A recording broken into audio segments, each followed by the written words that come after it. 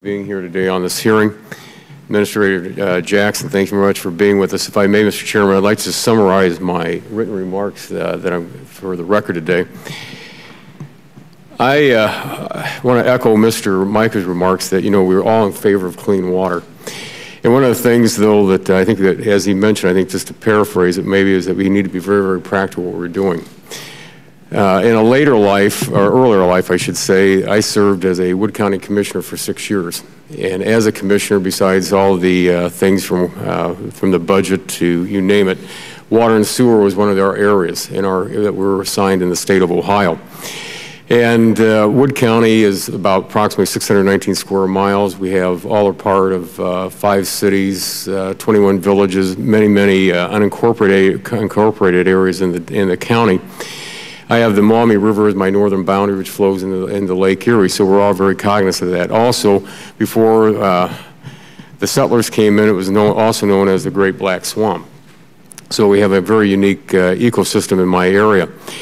But one of the things, to be honest, when I was a county commissioner, your day was going to start off bad when the mail came, and we got a letter from the EPA that started off, "Dear Commissioners."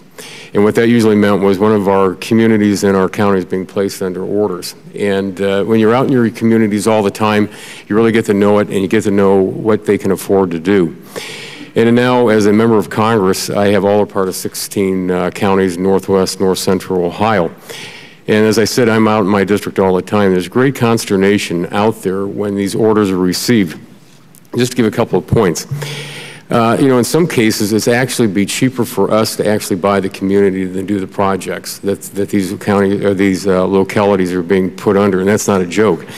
Not too long ago, I was at one of my smaller villages, and when you've got folks that are in these villages that are now senior citizens, they've got very limited incomes, or folks that can't move away because of their economic status, and this is their home. But the Toledo Metropolitan Council of Governments had done a study for us not too long ago. If you lived in a large metropolitan area, some of these projects would cost around $2,000 per household. But in some of these areas, they only have 300 and some people left in the entire village. It would be over $22,000. And literally, that's what I mean. It would be cheaper for us to buy them out. In other cases, cities that have intakes out into the different rivers in my area have got situations where they're expected to put the water back into the river cleaner than they pulled it out. And my question always is how clean is it actually, and how far down the river is it before it's commingled to be at the exact same level it was before the city had it come out of the intake?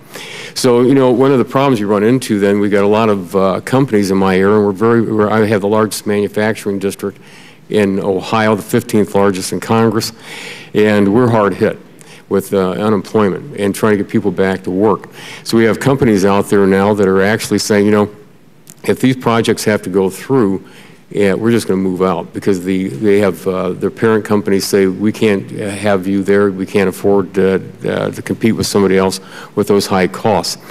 So, one of the things I'd like to stress is I think that when these orders are being placed and when the rules are being made, I think they have to be cognizant of the fact of what's going on out there. And as was already mentioned by our ranking member and also by Mr. Bozeman, we're pretty hard hit out there, and it's really we have to really look at what we're doing. So I appreciate you being here to hear and hear from your testimony today. And Mr. Chairman, I appreciate the opportunity. Thank you. I thank the gentleman for those